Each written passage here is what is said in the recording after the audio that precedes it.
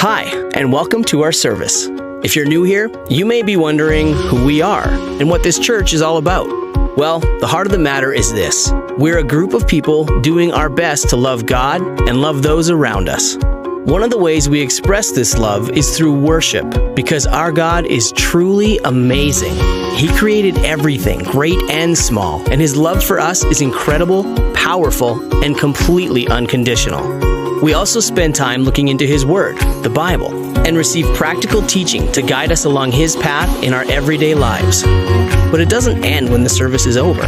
Throughout the week, we gather in groups to serve, pray, reach out to our community, and sometimes just to hang out and have fun. Life is full of challenges, and none of us are perfect. But we believe that's one of the reasons God has brought us together.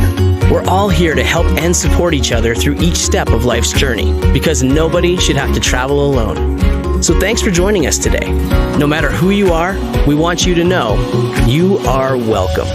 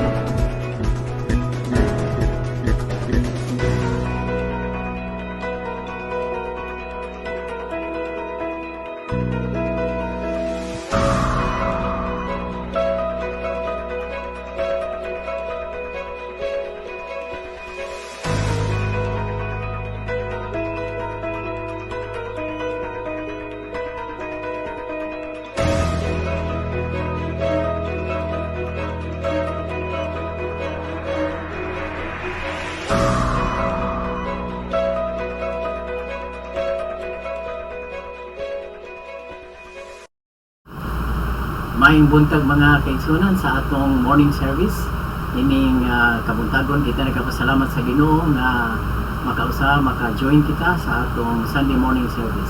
So usa pa kita mo padayon sa unahan mga kaigsunan atong idala kini sa pagampo ang atong panagatigom karon, and I pray nga kamo makikauban kanamo until the end sa atong message mga kaigsunan, tungod kay importante kini sa atong mga kinabuhi nga kita makadungog sa pulong sa Ginoo, makadawat kita sa mga pagpadayag o ato kining malaktan, mapuy-an, makigsunan, kita mamalig-on, kita matagan o giya sa atong inadlaw nga kinabuhi.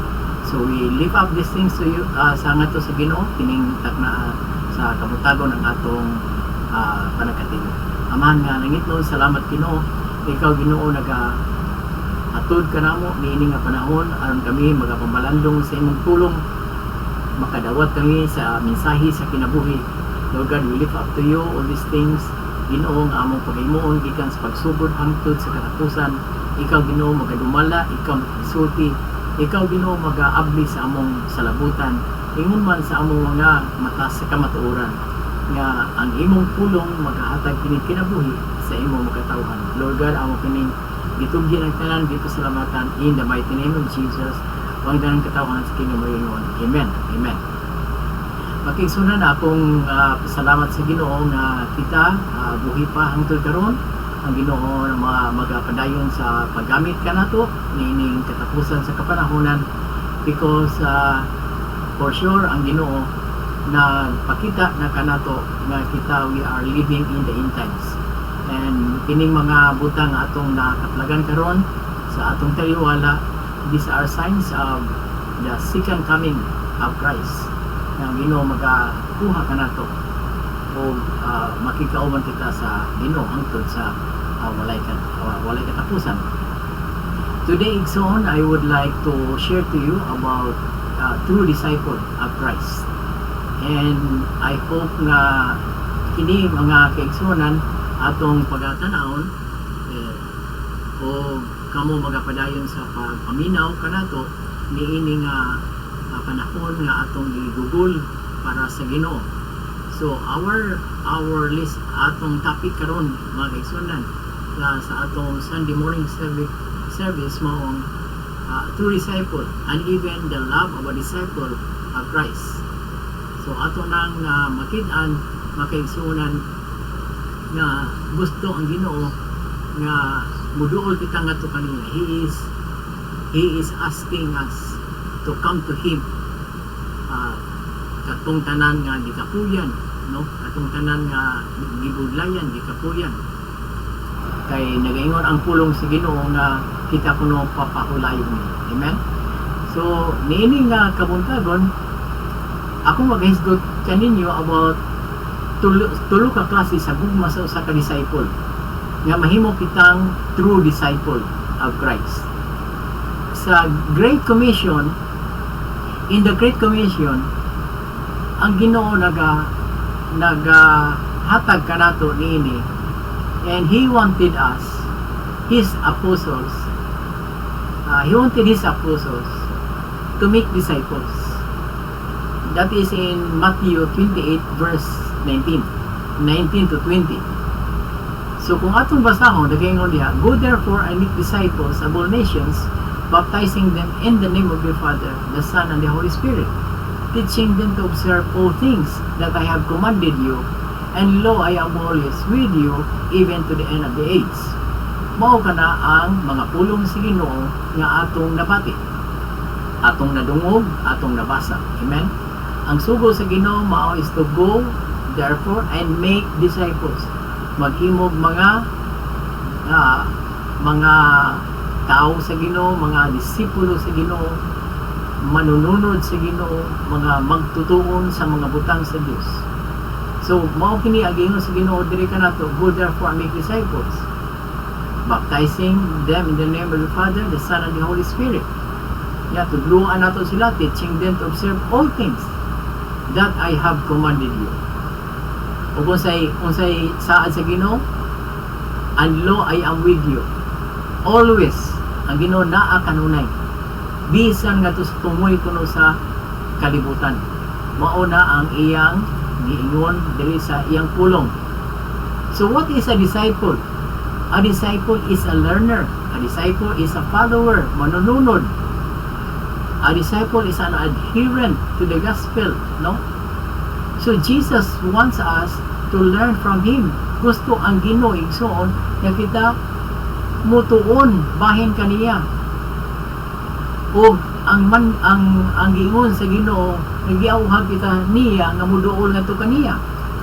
Matud pa sa Matthew 11 verse 28 to 30, nagaingon ang pulong sa Ginoo, come to me all you who labor and are heavy laden, and I will give you rest. Take my yoke upon you and learn from me. So ang awhag sa Ginoo kanato nga mo duol kuno kita ngadto kaniya, kitang tanan gibudlayan, gikapuyan, no? Heavy laden. Yan ingon ang Ginoo, I will give you rest. Ang Ginoo maghatag kanato unsa pakulay. So come to me, all who labor and are heavy laden, and I will give you rest. Igsoon, unsa may nakakaluya nato, unsa may nakakapoy nato, ang atong mga kasalanan. Naluya kita, gikapuyan kita, igsoon. Apaningon ang Ginoo, take my yoke upon you, isangon ninyo ang akong yugo. Kining yugo, igsoon, mura ni og kanang makita nato sa usa ka karabaw nga igdadaro, utangan na siya yugo niya, iyang yugo guyuron ang daro. Ingon ana ang yugo nga ibutang sa Ginoo kanato, pero dili bugat ang atong guyuron. Una ningon diha, take my yoke upon you and learn from me. Atong tun-an ang Ginoo. Kana ingon ang Ginoo, for I am gentle and lowly in heart. So ang Ginoo igsoon is a gentle God, no? Unya niyo diha, you will find rest for your souls. Makakita kita igsoon og kapahulayan sa atong mga kalag. Piniingon na Ginoo, for my yoke is easy and my burden is light. Sa iyo na kayo dalhon ang kuan sa Ginoo, ang gihatag sa Ginoo kanato. Amen. He is offering life to us. He is offering salvation. He is offering strength sa atong kinabuhi. So kita igsoon, we are living in this fallen world, in fallen society, makigsunan kita napasala og atong padulngan maong impierno. But ang Ginoo giingon nato, come to me all of you who are heavily laden, for I will give you rest. Makakaplag kita sa kapahulayan, makakaplag kita sa kaluwasan. Mao na ang awhag sa Ginoo diri sa atong mga kinabuhi. So Jesus wants us to learn from Him. And then what does Jesus expects us? A discipleship involves many things, but especially that we love. In 2 Peter 1:5 to 8, lagay ng pulong sa Ginoo, but also for this very reason, niya ang Ginoo, giving all diligence, add to your faith virtue. Kung anato ang atong pagtuo uban sa virtue, to knowledge, no? And to knowledge, self-control. So kung kita nakahibalo na anay pagpugong sa kaugalingon, and then self-control, perseverance. Kung naay pagpugong sa kaugalingon, kita mo padayon, mulahutay kita. To perseverance, godliness. Kung naay makanunayo nato nga paglahutay diha sa atong pagpangalagad sa Ginoo, mahimo na kitang mga Diyos nun, no? Naanay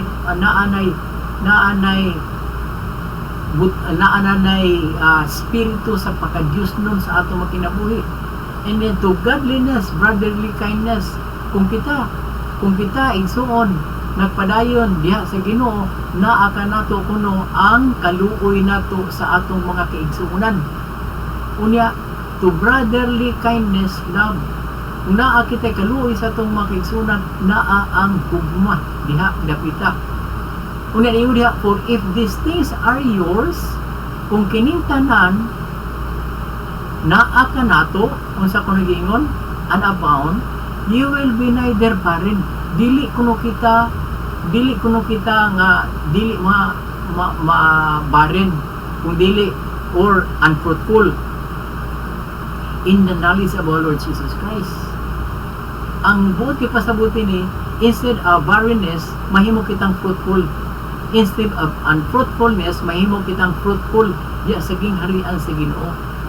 Mo na kung kini atong ma-possess, ato kining madawat igsoon, we will not be barren, we will not be unfruitful in the knowledge of our Lord Jesus Christ. So mao ni ang gikinahanglan sa usa ka tinuod nga disipulo. But one might ask, what are we to love? And how can we best manifest our love? Unsa una to pag manifesto ang atong tinud-anay nga gugma? Niini nga panahon ug niini karon igsuon, niini nga kabuntagon. There are 3 loves of a disciple that will make us a true disciple. And I hope to help to answer niining tanan nga mga questions na atong gustong ipaabot sa inyo. The 3 loves define, firstly, to love the Lord. Jesus taught we should love God. Amen? Mao kini ang pagpanudlo sa Ginoo, that we should love God. Matthew 22 verse 37. Nagaingon ang pulong sa Ginoo, you shall love the Lord your God with all your heart, with all your soul, and with all your mind. So, mao ni ang giingon sa Ginoo, should love the Lord our God with all, meaning 100% loving Him, with all our soul, with all our mind. Kung say naa sa atong mga hunahuna, unta nga kana nabutangan o Ginoo nga atong mga hunahuna. Itong kasing-kasing na puno sa Diyos, ang atong kasing-kasing atong kalag na puno sa pagka-Diyos nun. Amen? So you shall love the Lord your God with all your heart, with all your soul. Niya mauna ang giingon sa pulong sa Ginoo. Amen? And his disciple John wrote that loving God must also mean loving Jesus. In 1 John 5 verse 1, nayon dia, whoever believes that Jesus is the Christ is born of God. Kung kuno kita nagatuo ni Ginoong Kristo nga maong Kristo, siya na tao diha sa Dios. And everyone who loves Him, who begat also loves Him, who is begotten of Him. So kung kita nahigugma kaniya, nahigugma usab kita samahan katuwa sa langit. So kini gi-express kini, ginasulat kini ni John, and even Jesus expressed the same thought as John. Sa mga unsay naa sa una ni Juan, kini usab gina-express sa Ginoo sa atong taliwala. In John 15 verse 23, nagaingon, he who hates me hates my Father also. Kung dili kita mutuo sa Ginoo, kung atong wala nato pawalandungi, wala nato dunggi, wala nato patalingpugi ang pulong sa Ginoo, just like hating God. No? Wala nato tanawa, wala nato sunda ang iyang mga pulong, sama ra kita ang atong gikalikot-gutan ng Ginoo. A disciple of Jesus is one who loves both the Father and Jesus Christ. So, the first thing sa usa ka true disciple is that he loves God above all. Ikaduha kabutang, he loves the brethren. Jesus made this love a mark of a true discipleship. So kung kita igsuon higugma sa atong mga brothers and our sisters in the Lord, iyo diha ang Ginoo. A new commandment I give to you, that you love one another as I have loved you, that you also love one another. By this all will know that you are my disciples. Tanawa mag-igsuran, kung kuno kita nahigugma sa atong mga brothers and our sisters, ningon ang Ginoo sa mga ako nahigugma kaninyo. By this, ningon siya, by this all will know that you are my disciples. Dinhi atong mapadayag nga kita mga disipulo sa Ginoo if you have loved one another. Kung kuno kita nagigugma ay kita matag usa kanato, mahimo kitang usa ka tinud-anay nga disipulo sa Ginoo if you love one another. So Jesus also expressed the same thought as John. Kung sa giingon ni John dito sa 1 John 5:1 nga kinahanglan kita maghiugmay, the same thought si Jesus nag-express. Kung kita maghiugmay, kita kuno tinud-anay nga disipulo. So a disciple of Jesus is one who loves the Father as they loves Jesus. Amen? Ikaduha kabutang, loving our brothers and our sisters, loving our brethren. So Jesus made this love a mark of a true discipleship. John 13:34-35. Masay gingon, a new commandment I give to you, that you love one another as I have loved you, that you also love one another. By this all know that you are my disciples, if you love one another. So, mauna ang giingon sa pulong sa Ginoo. And John made it a sign of spiritual life. No? Ang atong ilhanan, ikaw nagpuyo sa usa ka spirituhanon nga kinabuhi. We know that we have passed from death to life. 1 John 3:14. Ato kunong nalabsan ang kamatayon ngadto sa kinabuhi because we love the brethren. Tungod sa atong pagigugma sa atong mga kaigsunan. Yan ingon sa sunod na linya, he who does not love his brother abides in death. Katong dili na kahigugma sa iyang igsuon, masa kuno nagpabilin sa kamatayon. So igsuon dili kita gusto nga inikabot sa Ginoo, tukman kita sa kamatayon. Ang atong gusto igsuon nga kita magikauban kaniya hangtod sa walay katapusan. So kini nga pulong nagsulti kanato nga kino kita atong nalagpasan ang kamatayon ngadto sa kinabuhi because we love the brethren. Niya sa sunod ka linya niyo dia, he who does not love his brother abides in death. Kadtong dili makahigugma sa iyang igsuon, nagpabilin siya diha sa kamatayon. So we are being born again, natawag kita pag-usap makigsuonan, nabagpo kita. Muna nga we have passed from death to life. So kini nga mga pulong nagpadayag sa usa ka tinud-anay nga disipulo sa Ginoo. Amen. A disciple of Jesus is one who loved God with all his heart, and a disciple of Christ, the one who loves the brethren. So a disciple of Jesus is one who loves his fellow disciples. Amen. Ang ikatulo kabutang, he loves the lost. God the Father certainly loved the lost.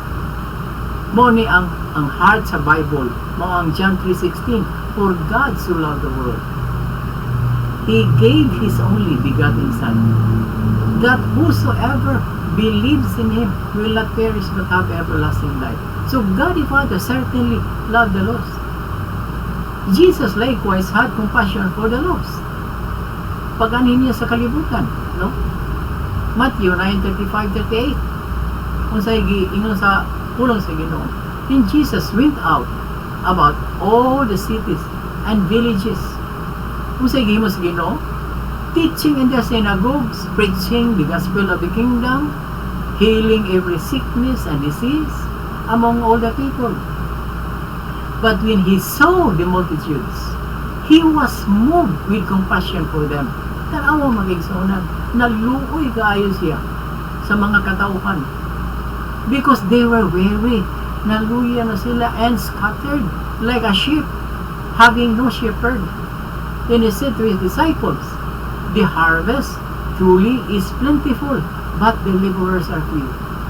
Therefore, pray the Lord of the harvest to send out laborers into His harvest. Gamay ra kaayo ang magbubuhat, gamay ra kaayong mag-aani. May igsoon ang Ginoo nagigsulti ka na to karon. And I believe na ang Ginoo na dunay pulong niya sa atong mga kinabuhi karon. Just like delegation of power diri sa atong mga kinabuhi. God has given us the power, His own, to really move and have compassion for the lost. Sa samang paagi sa Kristo iya kanang gihimo sa iyang pagtan-aw sa crowd. When He saw the multitude, sigsoon ang iyang kaluoy, iyang compassion ngadto kanila, grabe kaayo. Same way sa tuwa igsoon. Kung naa kita sa Ginoo, do not tay compassion, do not tay kaluoy ni atong mga taong wala pa makaila sa Ginoo. Paul had great concern even for the lost. Romans 10 verse 1. Tingnan ang Ginoo, pinagi na po sa Pablo, brethren, my heart's desire and prayer to God for Israel, that they may be saved. So mausab na ang gingon ni Apostol Pablo nga ang iyang desire sa mga katawhan sa Ginoo nga unta sila mga luwas. In 1 Corinthians 9:19-22 ato makita ang giingon sa pulong sa Ginoo. For though I am free from all men, I have made myself a servant to all, that I might win the more. Unto the Jews I became a Jew, that I might win the Jews. To those who are under the law, as under the law, that I might win who are under the law. And to those who are without the law, as without law, not being without law toward God, but under law toward Christ, that I might win those who are without law. To the weak I became as weak, that I might win the weak. And I have become all things to all men, that I might by all men save some. So niingon sa Apostol Pablo insoon diri nga dapita, as a free man, niyo diha, I have made myself a servant to all. Iyang gihatag ang iyang kaugalingon samang nga sulugoon sa tanan, that I might win the more. Aron kuno iyang makabot ang daghan pa nga mga tao. Para sa mga Hudiyo, I became as a Jew, that I might win the Jews. Niadtong under sa balaod, nagpaka-under sa ko sa balaod, so that I might win them for Christ. Niadtong wala makaibalo sa balaod, ako igsoon nagbutang sa akong kaugalingon para sila makaibalo unsa ang Ginoo naghatag sa balaod. Ngadto sa mga maluyahon, ako nahimong maluyahon aron ako silang madala ngadto sa Ginoo. Na I might become all things to all men, that I might by all means save some. Aron ako makabot ang mga tao o maluwas sila diha sa katalagman. So, ang heart sa Ginoo nabutang niya, iba yung gibutang niya sa mga disciple, sa true disciple of Christ. So niingon usab si Apostle Pablo, he had a great concern for the lost. Muna atong gibasa. As a disciple of Jesus is one who loves those who are lost in sin. So disciples also love their families, even their enemies. But such can be included in either category of brethren or the lost. Knowing who are loved, no? How can we manifest such love? Unsa man ato pagmanifesto kini nga klase sa gugma ngadto kanila, nga atong pagigugma sa Ginoo, ang atong pagigugma sa atong mga pigsunan, ang atong pagigugma ngadto sa nangawala. Unsa man ato pag-demonstrate kini ngadto kanila? So the three loves demonstrated pinaagi sa atong pagsimba sa Ginoo. This is how we can best demonstrate our love for God. Kung kita nagsimba sa tinud-anay nga Ginoo, atong ma-demonstrate, no, ang gugma nato sa Ginoo isip nga mga tinud-anay nga mga disipulo. That is in the spirit and truth. We are serving not a dead God, we are serving a living God. So He is seeking for a true worshiper that will worship God in spirit and in truth. Ingon po sa Ginoo, time will come that the true worshiper will worship God in spirit and in truth. So, ang atong pagsimba must be in spirit, must be in truth, nga nakahibalo kita kinsa ang atong ginasimba. And that includes keeping His commandments. Nagpuyo kita igsoon ug atong gikuptan unsa ang iyang ginasulti. And we are to worship God pinaagi sa duha ka mga paagi through our public assemblies, no? Hebrews 10:24-25. Not forsaking the assembling of ourselves. Dili nato undangon ang mga panagatigom. So we join together and in public and so on to worship God. Atong gidemonstrate ang atong paghigugma sa Ginoo niya anang nakita pinaagi sa atong pag-participate sa public nga assembly. If we cannot participate in so on sa mga public assembly, naay tay question diha nganong dili ka makaparticipate. Sa atong panahon wala tay public assembly because of the COVID restrictions. But when these things will be over and so on, makabalik kita sa atong face to face, then we are encouraged, we are being encouraged to participate and join public assemblies. In this, we can demonstrate our love for God. And through our private devotions, nakita yung mga privado nga mga pagtuon sa pulong sa Ginoo, mga pag-ampo, dinhi atong gi-demonstrate ang atong pagsimba sa Ginoo. Disciples demonstrate love for God through public worship and private devotion. So if we love God, if we are a true disciple, we love to worship Him, but together with our brothers and with our sisters in the Lord. And for our private devotions, we demonstrate our love for God through worship. Amen? And through fellowship. So this is how we can best demonstrate our love for the brethren. Dinhi atong ma-demonstrar igsuon nga atong gihigugma ang atong mga kaigsuonan. Tungod kay niapil ka sa pagsimba uban kanila. Ang imong presence makahatag na kadasig sa ilaha. Kung wala ka igsuon, malis ang ilang kadasig.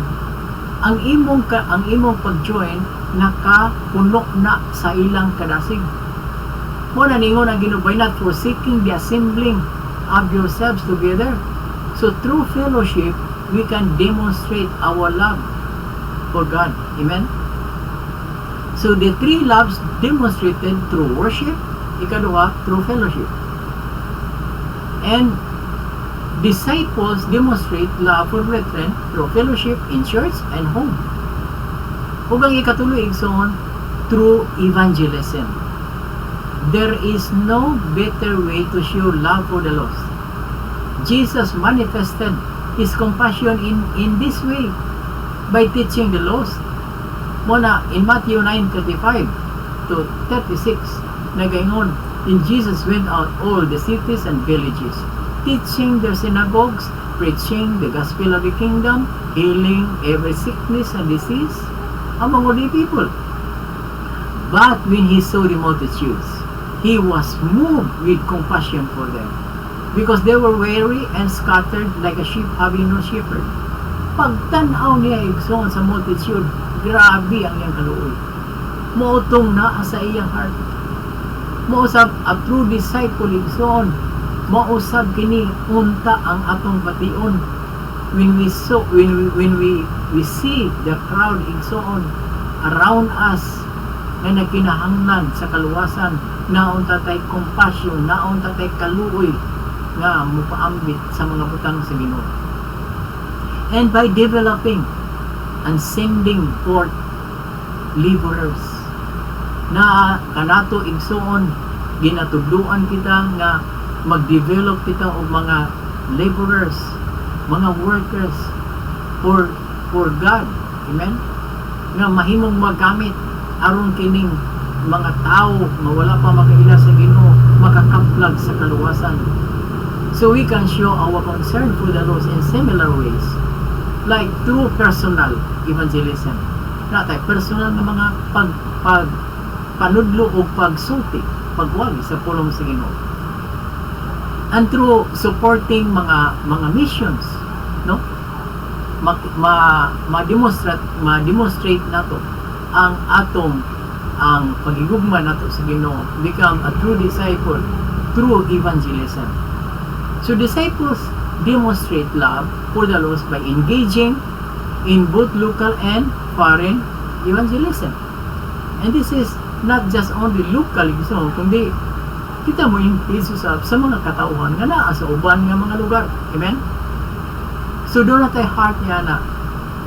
And a true disciple is the one who love God first. Second is the one who love the brothers and sisters. Is the one who love the lost. Kung na-demonstrate ni nato ang atong gugma sa Ginoo, pinaagi sa atong pagsimba nga to kaniya. Pinaagi sa atong panagkatigom through fellowship and through evangelism. So kung kita tinuod nga disciple sa Ginoo, naa kini kanato. And when we possess the same sigsoon, we have passed from death to life. Amen? So mauna ang atong gikinahanglan tan-awon. Niini nga panahon na igsoon, nagtanaw Ginoo, nangita Ginoo ug tinud-anay nga disipulo niya, follower niya. So in conclusion, we go a long way to becoming true disciples of Jesus by number 1, loving the Lord. Number 2, loving the brethren. Number 3, loving the lost. And we go a long way in demonstrating such love through public worship and private devotion. Ikaduha, by fellowship with one another in both church and home. Ikatulo, engaging in both local and foreign evangelism. And many Christians karon love only partially. Why? Nga na mag-ingon ko ni Ana. They worship God in public but not in private. They fellowship with brethren at church but not in their homes. They evangelize at home but do nothing to support evangelism outside the home. So no matter how much we love as disciples of Christ, we can always improve sa atong tagsa-tagsa ka mga kinabuhi. O ang Philippians 1:9 nagingon, and this I pray, that your love me abound still more and more in knowledge and in all discernment. Mao ni ang pag-ampo ni Apostol Pablo. And perhaps igsoon kini nga study of of a true disciple, the three loves of a disciple, can provide direction for improving our love for God. Amen? So mao mga kaigsuonan, gi-remind kita karon sa Ginoo. If we are a true disciple of Christ, then we can possess these things igsoon nga makit-an nga kita tinuod nga disipulo sa Ginoo. Nahigugma kita sa Ginoo labaw sa tanan. If we can love the Lord, we can love our brothers and sisters. If we can love the Lord, we can love the lost. Amen? Ato ning gidemonstrate, pinaagi sa atong pagsimbang ato kaniya, pinaagi sa atong pagtigong, matag usa ka nato, not forsaking the assembling, and through our evangelism. Kini atong ma-demonstrate. Kung kini atong napakita, then we are a true disciple of Christ. Amen? So, thank God sa iyang mga pulong nga atong nadawat karon makaigsunan. And I do believe na kini nakahatag og pagmata nato sa atong mga kinabuhi. Na God is calling us to become a true disciple of Christ. And for this time it's on, I know nga ang Ginoo nakigsulti ka nato, ang Ginoo naghatag ka nato niini nga mga pulong, so that we have to reckon ourselves on how we are doing at this point in time sa atong mga kinabuhi. If kini nga mga buta nga atong nakitan, then we have to respond to the call of God sa atong mga kinabuhi. So this thing igsoon ato kining dala sa pagampo, and I'm praying nga atong respondihan ang tawag sa Ginoo. Amen? Lord, salamat Ginoo nga ikaw nakigsulti ka nawo niining mga pulong karon as a true disciple of Christ. Kami nagaampo nga kini mo manifest sa among kinabuhi ang among pagigugma kanimo labaw sa tanan, among pagigugma sa among mga kaigsuonan diyan sa Ginoo, ang among pagigugma ngadto sa mga tao nga wala pa makakaplag sa kinabuhi sa imong pulong, Amahan. Lord, among gitugyan ang among mga kinabuhi nining taknaa, anoint us with the Holy Spirit, give us the understanding, and help us, O God, lead our way, Ginoo, ngadto sa kinabuhi nga diin ikaw mahimuot sa among mga kinabuhi. Father, among gipasalamatan ang tanan nga provision nga imong gihatag kanamo. Salamat sa kaluwasan, salamat sa kadaugan, salamat sa proteksyon nga imong gihatag kanamo. Father, salamat sa mga pulong nga nakaabli sa among mga kunang-una. Ingon man sa among pagkatao nga ang tinud-anay nga disipulo sa Ginoo, siya nahigugma sa Ginoo labaw sa tanan, siya nahigugma sa iyang mga igsuonan, o siya sa nahigugma diha sa mga tao na wala pa makaila kanimo. Father, salamat nining tanan, and thank you so much, O God, for your word. In Jesus' name we pray. Amen and amen. So mga kaigsuonan, salamat sa inyong join ka nako nining kabuntagon sa atong morning devotion, and I know na ang Ginoo nakigsulti ka nato personal sa atong mga kinabuhi. So let's thank God for what He has done sa atong taliwala. So makiigsunan kini ang inyong pastor na milit na ang sunod nga panahon sa atong morning service, o ako kamong gi-invite igsoon nga mo join sa atong National Convention will be on October 20 to 22. Amen? Magsugod kita sa atong mga services alas 2 sa hapon ngadto sa alas 5, and then in the night service mo nang atong paghimuon from October 20 to 22. Atong makuha ang link igsoon sa atong page, sa national page nato. So maghahatag ta kaninyo o link para maka-join kita sa atong National Convention. So God bless sa tanan. Ang Ginoo magapanalangin ka nato until the next time. Bye for now. Amen. Hallelujah.